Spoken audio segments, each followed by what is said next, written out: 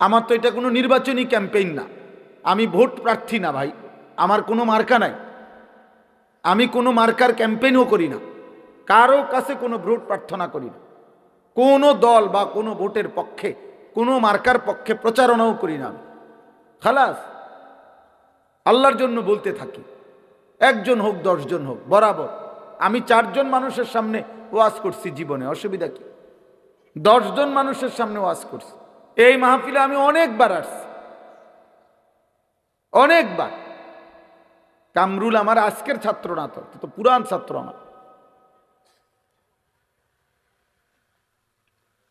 সমর্থনের কোনো বিষয় না ভাই, আমি নিষেধ করলাম, সুন্দরভাবে বললাম, এখন কেন দমক শুনলাম?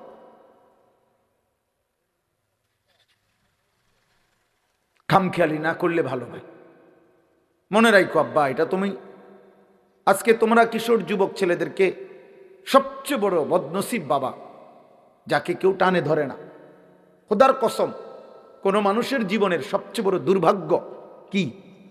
আমরা কিতাবে পড়ছি, কোনো মানুষের জীবনের সবচেয়ে বড় দুর্ভাগ্য হলো যে তার কপালে এমন একজন অভিভাবক জোটে নাই যে তাকে টেনে ধরবে।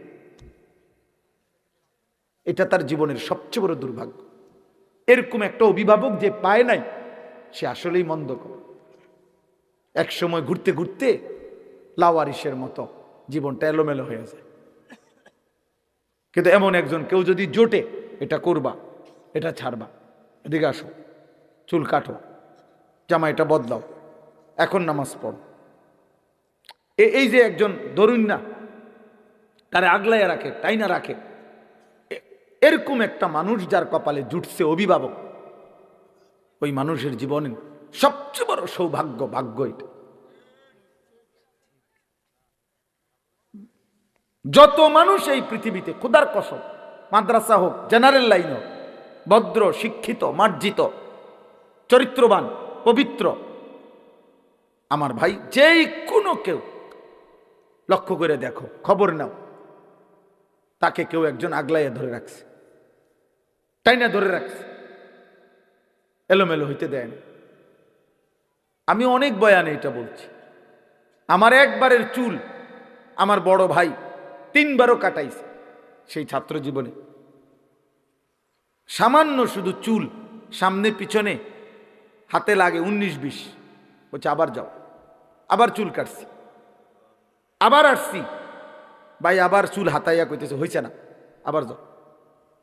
3 বারের পরে এরপর কইছে হ্যাঁ এখন হয়েছে, সামনে পিছনে চারিদিকে সমান হয়েছে, এখন গোসল কর যা। এটা একটা ভাগ্য ভাই, এটা ভাগ্য। আমি এখন আমার সাথে আমাদের এক প্রিয় ভাই, আমাদের কুমিল্লা কোম্পানিগঞ্জ বাজারের হেলাল ভাই আসছে আমার, ওনারে বলতেছিলাম আমি একটা বিদেশের একটা দেশে পড়ালেখা করার জন্য, ইচ্ছা করে নাম বলতেছি না, পড়ালেখা করার জন্য আমি চাইছিলাম। 175 জন ছেলের সাথে ইন্টারভিউ দিয়ে আমি ঢাকাতে সেকেন্ড হয়েছিলাম, আমার কাগজপত্র আসছে, কিন্তু আমার বড় ভাই কাগজপত্রগুলো ফেলে দিছে, বলছে না তুই হেনে যাইতে পারতি না। আমি অনেক কাঁদছিলাম, অনেক কাঁদছিলাম, মারে এটা পর্যন্ত কইছিলাম যে ভাই আমার ভালো চায় না মনে, কিন্তু আমি মাইনা নিছি ভাইয়ের কথা যে যা, ভাইয়ে বলছে যাইতাম না, যাব না। আলহামদুলিল্লাহ পরবর্তী 4 বছরের ব্যবধানে দেখছি যে আমার জীবনে বড় ভাইয়ের এই সিদ্ধান্ত মেনে নেওয়ার কল্যাণ আমার আজকে 25 বছর ধরে এটার ফলাফল ভোগ করছি। মানে আমার ফায়দা হয়েছে, আমি গেলে ক্ষতি হতো, আমার জীবনের ক্ষতি হতো। এরকম অসংখ্য, সারা রাত করতে পারবো। আমার বলার উদ্দেশ্য বাবা, আজকে অধিকাংশ ছেলে লাওয়ারিসের মতো। আপনারা নাইলে একটা ছেলেকে জিজ্ঞেস করেন, যে ছেলেটা আপনার চুলগুলো মুশরিক বেঈমানের মতো, তার কোনো অভিভাবক আছে কিনা আপনি জিজ্ঞাসা করেন। এখন দাঁড়া করান, বলেন যে তার কোনো অভিভাবক আছে কিনা। সে 16 বছর বয়সেই অভিভাবক হারা, তারে কেউ ধরে রাখার মতো, আগলায় রাখার মতো কেউ ক্ষমতা রাখে না। কারণ আপন মা বাবা পর্যন্ত লজ্জিত তার চুল চেহারা দেখে। মা বাপও মনে করে যে এই ডাকাত কি কইলে কি কইরা বয়, কওয়া যায় না, বাধ্য বাবরে বাদ দুগা খাইতে হয়েছে খাওয়াই দাও, টাকা চাইছে দিয়ে দাও। আহা বদনসিব, তোর মা তোকে ভয় পায়, তোর বাপ তোকে ভয় পায়, তো তোর জন্য আর কাঁদবে কে? এই পৃথিবীতে তোর ভালো আর চাইবে কে বেটা? সমবয়সী বন্ধুরা অসৎ কতগুলো নোংরা ছবি আর উলঙ্গ জিনা ব্যভিচারের কথা। সমবয়সী অনেক যুবক দেখবেন 16-18, আমি শুনছি তো 16-18-20 বছরের ছেলেরা যখন আড্ডা দেয় বেটা, এমন বিশ্রী নোংরা কথা বলে, নারী ছবি, অশ্লীল কথা। কুত্তাও এগুলা বলে না, কুত্তা, কোন কুত্তাও এরকম কথা বলে। ফুর্তি লাথি দিতেছে, একটের ফাসাদ, আরেকটের চুল টাইনে ধরছে, আরেকটের জামা হুশি দিয়ে লাইছে, কিরে কিতে হয়েছে না এমনি তামাশা আর কি। আহা, কে মা, কে বাবা, কে অভিভাবক, কার মার ফুত, কার মার ছেলে, কিচ্ছুর খবর নেই, লাওয়ারিস। একটা দুর্ভাগ্য আব্বা। ভাত খাওয়া জীবনের কোনো সফলতার কিছু না, ভাত কোনো আশ্চর্য কিছু না। পেশাব পায়খানা যৌন চাহিদা পূরণ, আমি প্রত্যেক দিন বলি, ঘুম এ তো এগুলো জানোয়ারেরও পুরানো। একটা কুকুর বিড়ালও খায়, ঘুমায়, পেশাব পায়খানা করে। লজ্জাস্থানের চাহিদা কুত্তারও পূরণ হয়, নাহলে কুকুরের বাচ্চা হয় কেমনে বেটা? হ্যাঁ বেটা, যৌন চাহিদা তো জানোয়ারেরও পূরণ হয় বেটা, নাহলে ছাগলের বাচ্চা হয় কেমনে, গরুর বাচ্চা হয় কেমনে বেটা? এটা তো জীবনের কোনো সফলতা না আব্বা। সফলতা হলো তুমি মানুষ হচ্ছ কিনা, তোমার কোনো আখলাক আছে কি, তোমার চুল, চেহারা, লেবাস, পোশাক, চেহারা দেখলেই বোঝা যায়। 24 ঘন্টার মধ্যে একবার একটা সেজদা দাও নাই। আহা, মুসলমানের ঘরে এত বড় নাফরমান কেমনে জন্ম নিলাম? 365 দিনে খোদার এক বছরে কোনোদিন ফজরের নামাজ পড়লা না। মুসলমানের ঘরে এত বড় মানুষরূপী জানোয়ার, চতুষ্পদ জন্তু কেমনে জন্ম নিল, কেমনে ঘুমাইলা? আহারে, তোর কপালে বুঝি একটা মা জুটলো না, বাবা জুটলো না, কেউ কি জুটলো না তোকে নামাজের জন্য ডাকবে? আহা বদনসিব, দুর্ভাগা, দুর্ভাগা। আলহামদুলিল্লাহ, আমার মা 75 বছর বয়স, এখনো আমার মা বৃদ্ধ, মাজুর, দুর্বল, একেবারে অসুস্থ মা আমার। আলহামদুলিল্লাহ, মা এখনো জিগায়, ফুত নামাজ উঠছুন, এখনো জিগায়, এখনো জিগায়। আজীবন মা আম করে স্কুলের ঘন্টা দিয়া, ফিটটা ঘন্টা ফিটে যেভাবে এগুলা দিয়া ফজরের নামাজের সময় উঠাইছে। আগে আমার যখন বাচ্চা কাচ্চা ছিল, আমি যখন বক্তা ওয়াইস, তখনও মা টুং টুং টুং টুং করে ঘন্টা পিটা দরজার সামনে, আমরা সব ভাই বোনকে উঠাইত। আলহামদুলিল্লাহ। এই জন্য আব্বা তুমিও রাগ করো না, আল্লাহ তোমারও মাফ করুক। কিন্তু বলার উদ্দেশ্য হলো, বাবা তোমার এটা মনে রাখো, জীবন মানে শুধু নারী না, জীবন মানে শুধু ভাত না, জীবন মানে অশ্লীল ছবি না, জীবন মানে উলঙ্গ দৃশ্য না। তুমি জানোয়ার না, তুমি মানুষ, তুমি মুসলমান। তুমি জানো না রে আব্বা, ইমানের নেয়ামত কত বড় নেয়ামত। খোদার কসম আব্বা, তুমি জানো না মুসলিম এই পরিচয়টুকু যে পাইছো, এটা ওই আসমানওয়ালার কত বড় ইহসান। 38 বছর এক টানা একটা মানুষ আমার নবী সাল্লাল্লাহু আলাইহি সাল্লামকে আদর করেছে, ভালোবাসা দিয়েছে, আগলে রাখছে, পাশে ছিল সুখে দুঃখে, বিপদে আপদে, রাতে দিনে, বন্দি দশায়। এক টানা 38 বছর নবীজির সাথে ছিল একটা লোক, একজন ব্যক্তি। কিন্তু আল্লাহর নবী সাল্লাল্লাহু আলাইহি ওয়াসাল্লাম, আল্লাহর কলিজার টুকরা, তিনি মাহবুব আল্লাহ, সেই পরম বন্ধু আমাদের নবী সাল্লাল্লাহু আলাইহি সাল্লামের চোখের পানি, কান্না, আহাজারি, হাত উঠাইছে।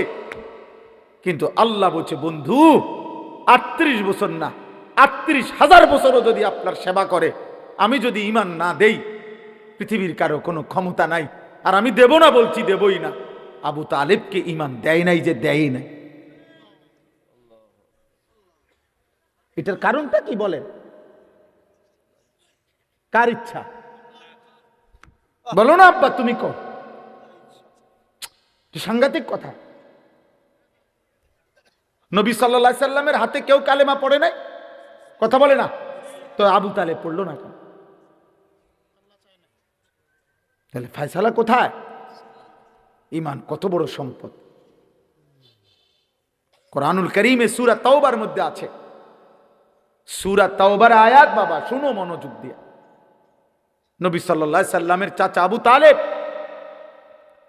ইন্তেকালের মুহূর্তে তো বলছেই নবীজি 12 বছর বয়স যখন নবীজির সাল্লাল্লাহু আলাইহি সাল্লাম দাদা আব্দুল মুত্তালিব তখন নবীজিকে এই আবু তালেবের হাতে তুলে দিছিল যে আমার নাতির বাবা নাই, তুমি সন্তানের হাতে তুলে দিলাম। নবীজির বয়স যখন 50, এই তখন আবু তালেব ইন্তেকাল করছে। তাহলে 12 থেকে 50, 38 বছর, তুমি গুনে দেখো। এই 38 বছরের মধ্যে 10 বছর তো টানা তিনি নবুয়তের দাওয়াত দিতেছে, কালেমার দাওয়াত। 40 বছর থেকে নবীজির বয়স 50, তাহলে এই 10 বছর তিনি কালেমার দাওয়াত দিছে না, কথা বলে না? তো উনি ওনার চাচারে বলে নাই, আবু তালেবকে বলে নাই। 10 বছরে একবার বলছে, 2 বার, 3 বার, সপ্তাহে একবার। বলেন তো, ভাবেন তো কতবার বলছে। এরপরে 10 বছর পরে আবু তালেবের ইন্তেকাল। বুখারীর রওয়ায়াত, হযরত সাঈদ ইবনুল মুসাইয়াব রাহিমাহুল্লাহ ওনার থেকে বর্ণিত, আল্লাহর নবী সাল্লাল্লাহু আলাইহি সাল্লামের চাচা আবু তালেবের যখন মৃত্যুর সময় হলো, নবীজি তাকে বললেন, ইয়া আম কুল লা ইলাহা ইল্লাল্লাহ কালিমাতান আশহাদু লাকা বিহা ইনদাল্লাহ। চাচা, আপনি লা ইলাহা ইল্লাল্লাহর কালেমাটা শেষবারের মতো বলেন। আপনি একবার বললে আমি আমার আল্লাহর কাছে কিয়ামতের দিন চাচা আপনার জন্য এই কালেমা সামনে নিয়ে সাক্ষ্য দেব। হাদিসের মধ্যে আছে, আবু তালেবের পাশে তখন 2 জন বেঈমান ছিল, একজন আবু জেহেল, আরেকজন উমাইয়া ইবনে খালফ। এই হযরত বেলালের মনিব, যে বেলালকে কষ্ট দিত, এই উমাইয়া বেঈমান। এই 2 বেঈমান পাশে ছিল। হাদিসের ইবারত হলো উমাইয়া ইবনে খালফ, এই বেঈমান তখন আবু তালেবকে বলতেছিল, আতারগাবু আম মিল্লাতে আব্দুল মুত্তালিব। আবু তালেব, তোমার পূর্বপুরুষ আব্দুল মুত্তালিব তোমার বাবা, তার পৈতৃক ধর্ম মূর্তি পূজার ধর্ম ছেড়ে দিবা? আজ এতদিনের বন্ধুত্ব, তোমার সাথে আমাদের উঠা বসা, সমবয়সী আমরা, আজ বুঝি মৃত্যুর পূর্বে দোস্ত তুমি আমগরে বেইজ্জতি করবা? খোদার কসম, আমি হাত জোড় করে বলি, একটা ছেলেকে বন্ধু নষ্ট করে দেয় বেশি, সমবয়সী। হাদিসের শব্দ, ফালাম ইয়াজাল রাসূলুল্লাহ সাল্লাল্লাহু আলাইহি সাল্লাম ইয়ারিজুহা আলাইহি ওয়া ইউঈদুহু তিলকাল মাকালা। এই হাদিসের শব্দ হইল, এক পাশে নবীজি বারবার, ফালাম ইয়াজাল অর্থ হইল বারংবার, নবীজি সাল্লাল্লাহু আলাইহি সাল্লাম বারংবার আবু তালেবকে কালেমার কথা বলছিলেন, আর ওই বেঈমান উমাইয়া বারবার আব্দুল মুত্তালিবের নাম নিয়া, বন্ধুত্বের দোহাই দিয়া, সমবয়সীর দোহাই দিয়ে তাকে ফেরাচ্ছিলেন, মানে কালেমা বলতে দিচ্ছিলেন না। হাত্তা মাতা, এরই মধ্যে আবু তালেবের মৃত্যু হয়ে গেল। নবীজি তখনও, হাদিসের ইবারত, নবীজি তখন বললেন, লা আস্তাগফিরান্না লাকা মা লাম উনহা আনকা। চাচা, আল্লাহ যতক্ষণ পর্যন্ত আমাকে নিষেধ না করবে ততক্ষণ পর্যন্ত আমি আপনার জন্য এবার আমার আল্লাহর কাছে ক্ষমা প্রার্থনা করতে থাকবো। আল্লাহ যদি আপনারে মাফ করে দেয়, খোদার কসম, সূরা তাওবা কোরআনুল কারীমের আয়াত আছে। এই নবী যখন এবার হাত তুলছে আল্লাহর কাছে, তখন আল্লাহ পাক আয়াত নাজিল করে বলছে, মা কানা লিন নাবিয়্যি ওয়াল্লাযীনা আমানু আন ইস্তাগফিরু লিল মুশরিকিনা ওয়ালাউ কানু উলি কুরবা মিন বাদি মা তাবায়্যানা লাহুম আন্নাহুম মিন আসহাবিল জাহিম। আল্লাহ বললেন, বন্ধু, কোন নবী এবং তার ঈমানদার উম্মতের জন্য জায়েজ নাই, জায়েজ নাই আন ইস্তাগফিরু লিল মুশরিকিন, কোন মুশরিকের জন্য ক্ষমা প্রার্থনা করা, ওয়ালাউ কানু উলি কুরবা, যদি সে সর্বোচ্চ নিকটাত্মীয় হয়। আপনি হাত নামান, আপনি হাত নামান, আমি মাফ করব না বন্ধু। আপনি আচ্ছা একটা মানুষ বলেন, আপনারা বুঝতেছেন যে কার হাত নামাইতে কইছে? উনি কে চিনছেন? কে? হ্যাঁ, আপনি বুঝছেন উনি কি, আল্লাহর কি উনি বুঝছেন বন্ধু? হ্যাঁ, কলিজাটা আল্লাহ মালিকের, এটা কলিজা। এর চাইতে ভালোবাসার জন আল্লাহর এই সৃষ্টিতে, এর চাইতে প্রিয় ভালোবাসার মানুষ আর কে? আল্লাহর সৃষ্টির মধ্যে এই বন্ধুর চাইতে আল্লাহর প্রিয় বন্ধু আর কেউ আছে? ছিল কোনোদিন? তো উনাকে বলছে হাত নামান, আমি মাফ করব, আমি হেদায়েত দেব। হযরত ইব্রাহিম আলাইহিস সালাম, এই তিনটা উদাহরণ দেই। দ্বিতীয় হলো ইব্রাহিম আলাইহিস সালাম, কোরআনুল কারীমের অগণিত আয়াত আছে, এখন রাত হচ্ছে দেখে সব আয়াত বলছি না, অগণিত আয়াত আছে। ইব্রাহিম আলাইহিস সালাম শত শতবার, হাজার হাজার বার চেষ্টা করছে, আহাজারি করছে, কাকুতি মিনতি করছে, ইয়া আবাতি ইয়া আবাতি ইয়া আবাতি বলে ওনার আব্বা আজরকে কালেমা পড়াইতে। কিন্তু আল্লাহর কসম, আল্লাহ তাআলা বলছে, ইব্রাহিম আপনিও আমার বন্ধু, হাত নামান, আমি ঈমান দেব না, আপনার বাবাকে ঈমান দেব না। দেয় নাই? আজর কালেমা পড়ছে। আচ্ছা আপনি দেখেন তো এর ব্যতিক্রমটা, এই ইব্রাহিম নবীর একটা বিকল্প দেখেন তো, যার হাতে তার বাবা কালেমা পড়ল না, তো অথচ মাত্র 12 বছর বয়সে ছেলেটা ইসমাইল, হযরত ইসমাইল উনার ছেলে, এই মাত্র 12 বছর বয়সে উনি তাকে বললেন, 11-12 বছরের ছেলেকে, আমি স্বপ্নে দেখতেছি বাবা, আল্লাহর হুকুমে তোমাকে আমি জবাই করতেছি, তুমি কি বলো? ছেলেটা তৎক্ষণাৎ বলছে, আপনি আমার আল্লাহর হুকুম কার্যকর করেন, কোনো সন্দেহ নাই, আমার আল্লাহ যা বলছেন আপনি তা পালন করেন। তাহলে 12 বছর বয়সের ছেলেটাকে আল্লাহ চিনাইল কে? আর 60 বছরের বাবাকে আল্লাহ চিনাইল না কে? সব ফয়সালা কার হাতে? আল্লাহর হাতে। 3 নম্বর উদাহরণ হলো নূহ আলাইহিস সালাম, 950 বছর যিনি মানুষকে আল্লাহর দিকে ডাকছে, জাহান্নাম থেকে বাঁচাইতে চাইছে, সেই নূহ আলাইহিস সালাম 950 বছর পরে যখন তুফান শুরু হয়েছে, ওনার ছেলে কেনানকে, এই কাফের ছেলেটাকে বাঁচাইতে, ঈমান আনাইতে কত আহাজারি করছে। ইয়া বুনাইয়ার কাম্মানা ওয়ালা তাকুম মাল কাফিরিন। নূহ আলাইহিস সালাম শেষবারের মতো বলছে, বাবা 950 বছর আমি আল্লাহর দিকে ডেকেছি, আজ আর আল্লাহ বলছে আর ডাকতে না, আর কোনো অনুমতি নাই।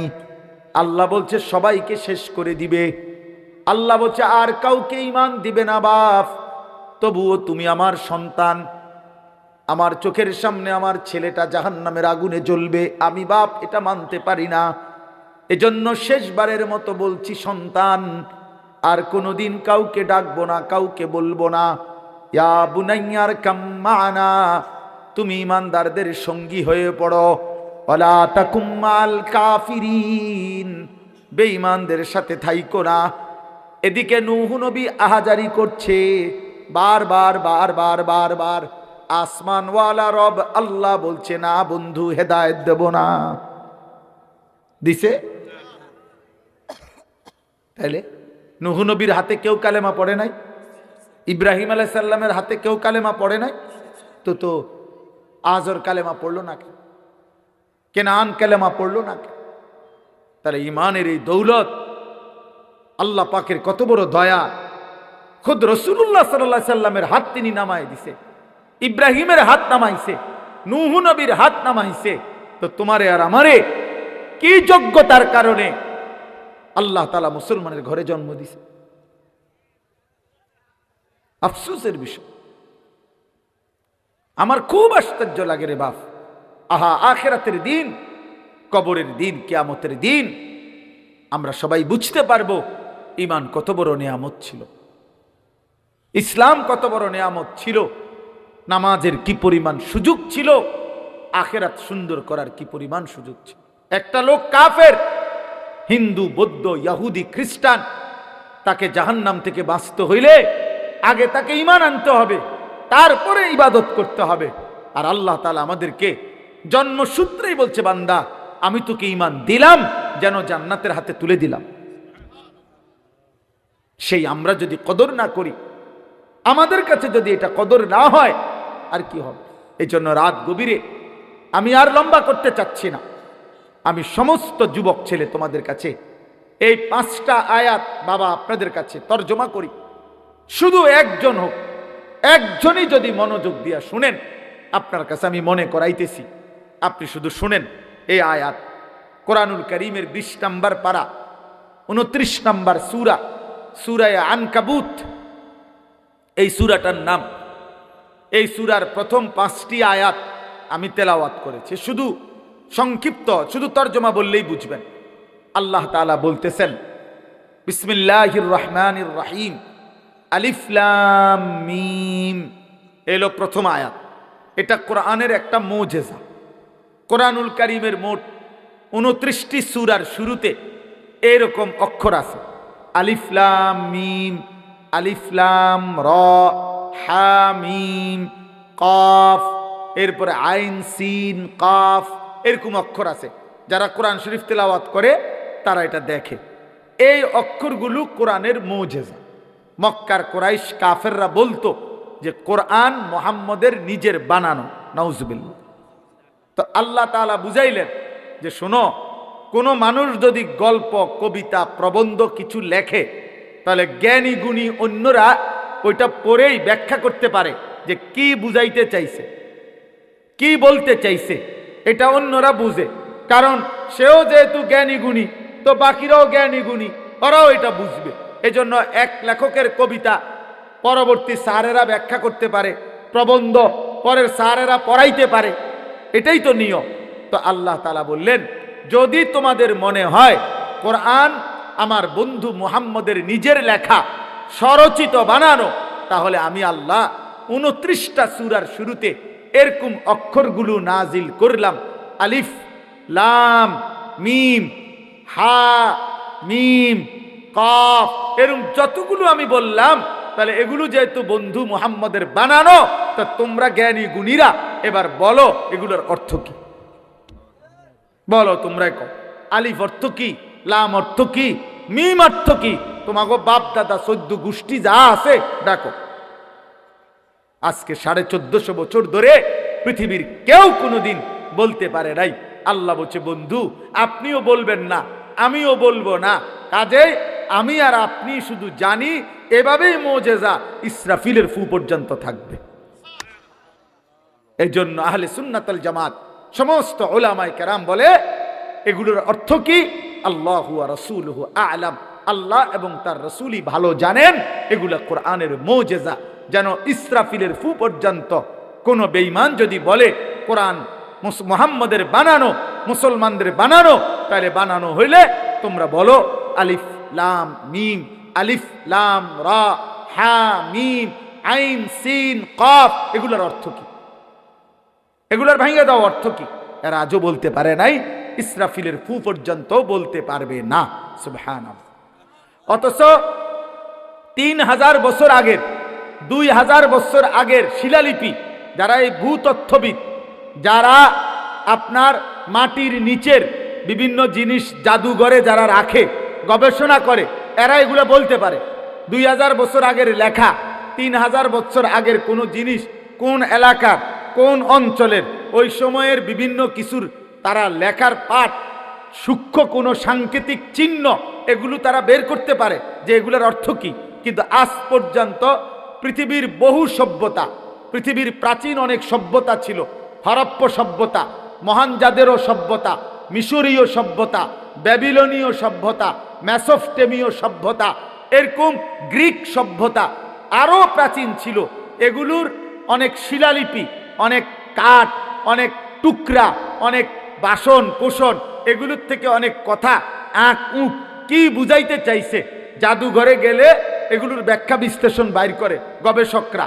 তাহলে এত সূক্ষ্ম গবেষণা 3000 বছর আগের বাইর করতে পারছো, কিন্তু 1450 বছর আগে মুহাম্মদ আরবি সাল্লাল্লাহু আলাইহি সাল্লামের উপরে নাজিলকৃত এই কোরআন তোমাদের সবার সামনে তোমরা বের করে বলো আলিফ মানে কি, লাম মানে কি, মিম মানে কি। বিগত দিনও পারে নাই, আগামী দিনও পারবে না। অতএব কোরআন আল্লাহর কালাম। কোরআন কার কালাম? এজন্য নওজোয়ান মনে রাখো, কোরআন থেকে দূরে সরাই আজকে বেঈমান তোমাগরে নিয়া বান্দর খেলা খেলতেছে। যদি তোমরা আল্লাহর কোরআন সবক শুনতা, রাসূলুল্লাহর কিছু হাদিস শুনতা, তাহলে চুল চেহারা এমন হতো না রে আব্বা। দুর্ভাগ্য, বেঈমানের সফলতা হলো দুনিয়ার লোভ দেখাইয়া কয়টা ভাত মাছ আর দুনিয়া ভোগ করার স্বপ্ন দেখাইয়া তোমারে দিয়া বহুত কিছু পড়াইছে 12 বছর, কিন্তু আখিরাতের কথা বলে, আখিরাতের কথা ভুলাইয়া তোমারে তোমার শ্রেষ্ঠ কিতাব কোরআন থেকে বঞ্চিত করে দিস। আরে বুঝাইছে পড়ো, বড় কিছু হইবা, একের তাল গাছের মতো বিরাট শিক্ষিত হইবা, আতির মতো ওজন হইব তোমার, 83 তলা বিল্ডিং করবা, হ্যাঁ, নৌকার রূপে গাড়ি, গাড়ির রূপে নৌকা, এরপরে দিয়া বাড়ি গাড়ি অনেক কিছু করতে পারবা, অনেক কিছু হইবা, অনেক কিছু। পড়ো, বাংলা পড়ো, অঙ্ক পড়ো, ইংরেজি পড়ো, পদার্থবিজ্ঞান পড়ো, জীববিজ্ঞান পড়ো, রসায়ন বিজ্ঞান পড়ো। এরপরে সে দেখলো আহার যে মানুষের আখলাক দেখেন। আমি একটা কথা বললাম যে একটু আগান, এখন অসংখ্য মানুষ পারলেন না একটু আগাইতে, তো আপনি এরপরের কথা যে কি শুনবেন এটা তো বুঝাই যায়। তো এর চাইতে চলে গেলেই তো ভালো, যে হুজুর আসলে তো আমরা আপনার কথা শুনবো না, আপনাদের কথা মানবো না। তা তাইলে আর বসে থেকে লাভ কি আব্বা, শুধু শুধু ঘুম নষ্ট করে। এই জন্য প্রত্যেকে, আমি আবারও বললাম, আপনারা প্রত্যেকেই নড়েন, আগান, সবাই আগান, সবাই আগান, আর একটু আগান, একটু একটু করে, বরকত হবে।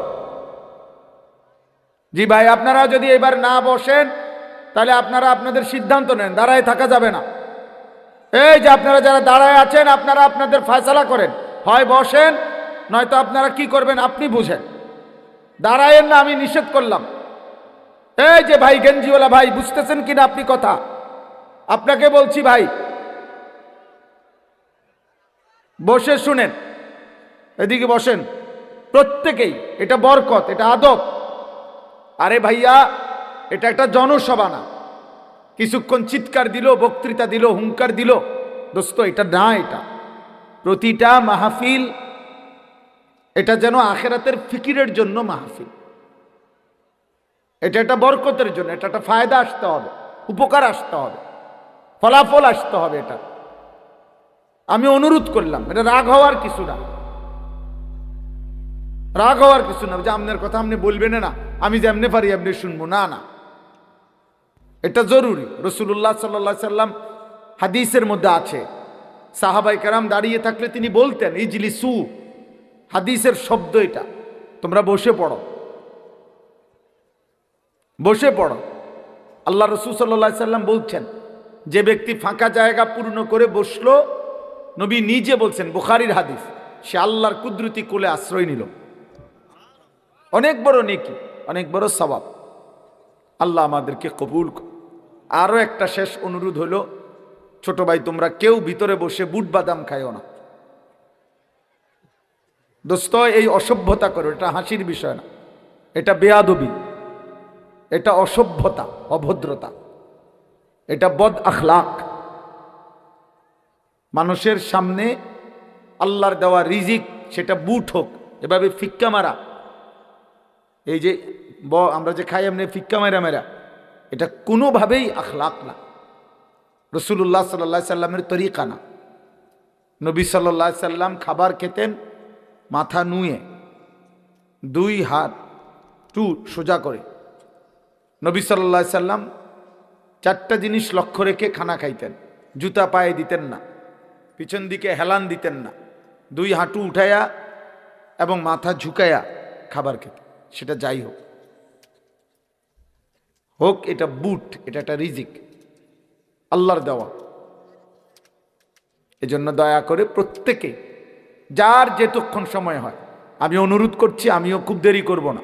বাকি মাঝখান দিয়ে যদি কারো কোনো প্রয়োজন হয়, দূরে বা ক্লান্তি, যেই কোনো কারণে কেউ চলে গেলে আমার কোনো আপত্তি নেই। আল্লাহ আমাদের সবাইকে তৌফিক দান করেন। আলহামদুলিল্লাহ আলহামদুলিল্লাহ নাহমাদুহু ওয়া নাস্তাঈনুহু ওয়া নাস্তাগফিরুহু ওয়া নু'মিনু বিহি ওয়া নাতাওয়াক্কালু আলাইহি ওয়া নাউযু বিল্লাহি মিন শুরুরি আনফুসিনা ওয়া মিন সাইয়্যিআতি আ'মালিনা মান ইয়াহদিহিল্লাহু ফালা মুদিল্লা লাহু ওয়া মান ইউদ্লিলহু ফালা হাদিয়া লাহু ওয়া নাশহাদু আল্লা ইলাহা ইল্লাল্লাহু ওয়াহদাহু লা শারীকা লাহু ওয়া নাশহাদু আন্না সাইয়্যিদানা ওয়া হাবিবানা ওয়া মাওলানা মুহাম্মাদান আবদুহু ওয়া রাসূলুহু আম্মা বা'দ فأعوذ بالله من الشيطان الرجيم بسم الله الرحمن الرحيم ألف لام ميم أحسب الناس أن يتركوا أن يقولوا آمنا وهم لا يفتنون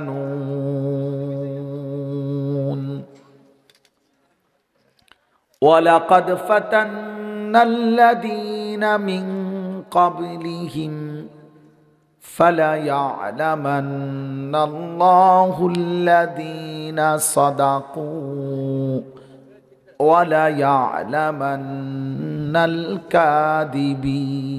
الكاذبين أم حسب الذين يعملون السيئات أن يسبقونا ساء ما يحكمون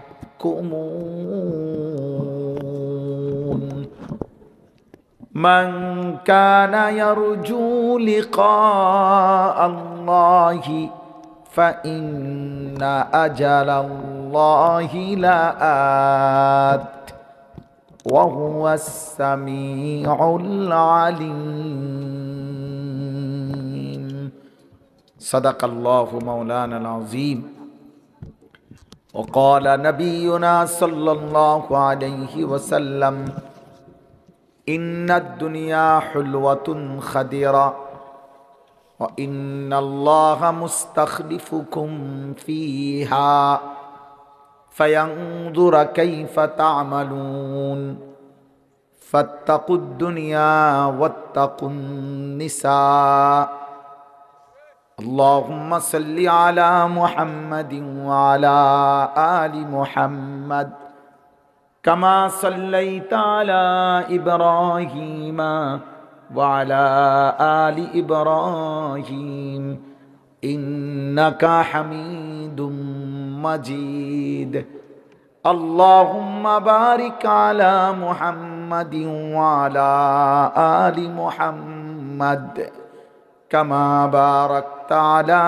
إبراهيم وعلى آل إبراهيم إنك حميد مجيد سبحانك لا علم لنا إلا ما علمتنا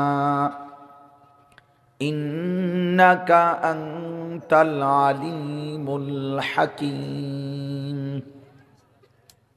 الحمد لله আল্লাহ পাক রব্বুল ইজ্জত জুল জালাল ওয়াল ইকরামের ফজল কারাম, রব্বুল আলামিনের অপরিসীম ইহসান, মেহেরবানি, দয়া, আল্লাহ তাআলা আমাদেরকে আজ 23 ডিসেম্বর 2025 রোজ মঙ্গলবার বিবাড়িয়া না না উপজেলা কি? বিবাড়িয়া জেলা, কসবা উপজেলাধীন বায়েক উত্তরপাড়া কবরবাসীদের রুহের মাগফিরাত ও জিন্দাগণের হেদায়েতের উদ্দেশ্যে আজকের এই 15তম বার্ষিক ওয়াজ ও দোয়ার মাহফিলে আল্লাহ তাআলাই আমাদেরকে আসবার বসবার আল্লাহর জন্যই জমা হওয়ার তৌফিক দান করেছেন, আলহামদুলিল্লাহ। প্রিয় ভাই, নওজোয়ান, বাবা, বয়স্ক মানুষ সবাইরে বলছে আবারও, গড়ি ধরা অল্প কিছুক্ষণ সময় আমি আপনাদের সামনে সামান্য কিছু কথাই আরজ করতে চাই। দয়া করে আল্লাহর ওয়াস্তে মনোযোগী হন। আমি অনুরোধ করলাম, ছেলেরা, বাপ, তোমাদেরকে আবারও বলছি, চুরি করে লুকাইয়া মোবাইল দিয়া ভিডিও করার কোনো দরকার নেই। আব্বা, তোমার জন্য শোনো, তুমি মোবাইলে এমনিতেই আমাদের ওয়াজ হাজার হাজার আছে, যেই কোনো বক্তার ওয়াজই আছে। এছাড়াও তো পৃথিবীর যেখানে যা হয়, যখন যা হচ্ছে, কেউ না কেউ এই মোবাইলে উঠাইতেছে, দিচ্ছে। আরবি ভাষায় একটা প্রবাদ আছে, লিকুল্লি সাকেতাতিন লাকেতাতুন, যেই কোনো ফেলে দেওয়া জিনিস গ্রহণ করার কেউ না কেউ আছে। একেবারে একটা ফসা জিনিসও বাজারে এমন আমও বিক্রি হয়, কিছু আলাদা পচা আম, এগুলোও কেউ না কেউ কিনে। পচা মাছও কেউ না কেউ কিনে। অর্থাৎ যেই কোনো ফেলে রাখা জিনিস কেউ না কেউ তুলে নেয়। তাহলে আমাদের এই পৃথিবীতে যা হচ্ছে সব কিছুই তো উঠতেছে। তো এখানে যদি উঠে, তার চাইতে বেশি সত্য যে আমলনামার মধ্যে এর চাইতে নিখুঁত উঠতেছে। এই জন্য প্রত্যেকের উচিত নিজের জন্য কিছু শোনা, নিজের জন্য, যেন আমার দিলে, আমার কলিজা, আমার ভিতরে কোনো অনুভূতি আসে। তোমরা যারা কিশোর যুবক ছেলে, তোমাদের এই বয়স কিন্তু শক্তির পূর্ণতার সময়। বাস্তবতা হলো এটা। কোরআনুল কারীমের মধ্যে আল্লাহ তাআলা বলছেন, একজন মানুষকে তিনি তার দেহে পরিপূর্ণ শক্তি, সারা অঙ্গে, একেবারে চুল, চেহারা, মাথা, চোখ, নাক, কান, ভেতর বাহির, যাবতীয় শক্তি একজন মানুষের দেহে পূর্ণতায় পৌঁছায় আল্লাহ যৌবনকাল। সুম্মা লিতাবলুগু আশুদ্দাকুম, কোরআনুল কারীমে আল্লাহ বলছেন, সুম্মা ইউখরিজুকুম তিফলান সুম্মা লিতাবলুগু আশুদ্দাকুম।